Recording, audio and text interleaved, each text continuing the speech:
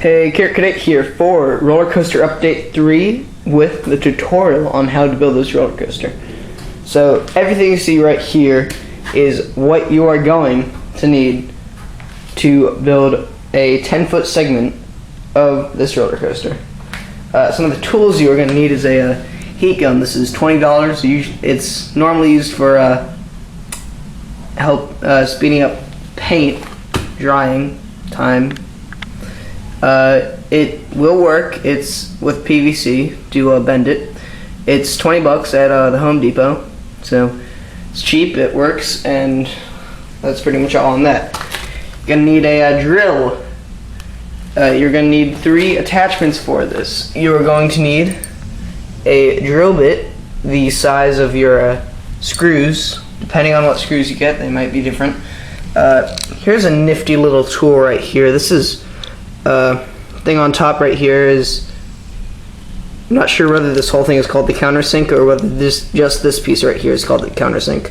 But piece on top right here, just basically as you drill in, it creates like a outwards cone type thing. Well, it's kind of hard to explain right now, but then you pop this out. Kind of hard to do with one hand, but yeah, no, wait a minute. There we go. Then you pop it back in, push this thing back down, and on the other side it's a screw head. So you can pretty much just have this thing attached in there, and you can switch from that. Put this thing in, then put this in. You would have it on the countersink first, and then, well, you'll see all that later, how that works.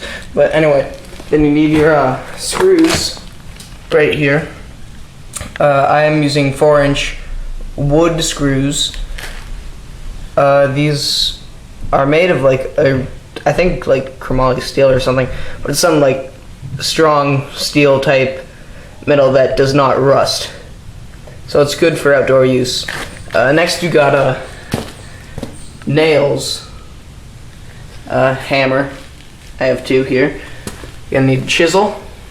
Then for the materials, you are going to need 2 10-foot segments of 1.5-inch Schedule 40 PVC pipe. 2 of them, 1 for each side. You need a 2x4, which you are eventually going to cut up into smaller pieces to make the crossbars. Mine are 7.5 inches. However, if you're building one, it does not need to be 7.5 inches. It can be wider or shorter. You decide. Next, we have a 2-foot piece of 1.25-inch PVC. This is eventually going to become a little nifty piece for keeping different segments aligned, and it gives you a smooth transition.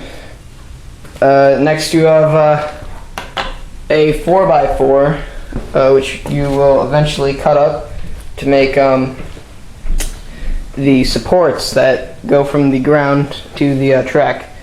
It's a good idea that you get pressure treated wood, because this they put a chemical in it and under pressure, and what it does is it makes it so this wood cannot rot. So if you bury it in the ground, it will not rot, it will not become weaker. So it is a good thing to have if you're having a support that's going directly into the ground. Then a piece of plywood, which you will use for the cart. I'll show you the cart in just a minute, and actually we'll show you the cart right now. So let's go to the cart. It's over here. You never know what you're gonna find in my house, like a traffic cone. It is a long story, but next you have the cart right here. This is basically, right now, this is actually 2 2x4s. You can't actually see it, but there's 2 2x4s right here. Because I had extra ones, but I would suggest, instead of this, just to make life a bit easier, you can put in a 4x4 here. Same thing with this. This is a 2x4. Then I got these wheels. They were rollerblade wheels, but now they're roller coaster wheels. Then pink wheels for the side. Pink's always better. These have been lowered. This little piece of wood right here, it lowers them so it grips the track a lot better than they used to. So to make this, you want to start out with this 4x4. You want to attach your rollerblade wheels or whatever wheels you have on there. Then you want to put your side wheels on like this. You do want to make sure that the pipe PVC can fit in there. Then right here, basically same deal, only the other side, like the other, flipped around basically. And then you need to have like a small piece of track, like that piece right there, and you can cut across bar that's the right length, so that these are the correct length apart and the track will fit inside there, and it'll roll smoothly on it. Then basically on top of that, put a piece of plywood here, side rest.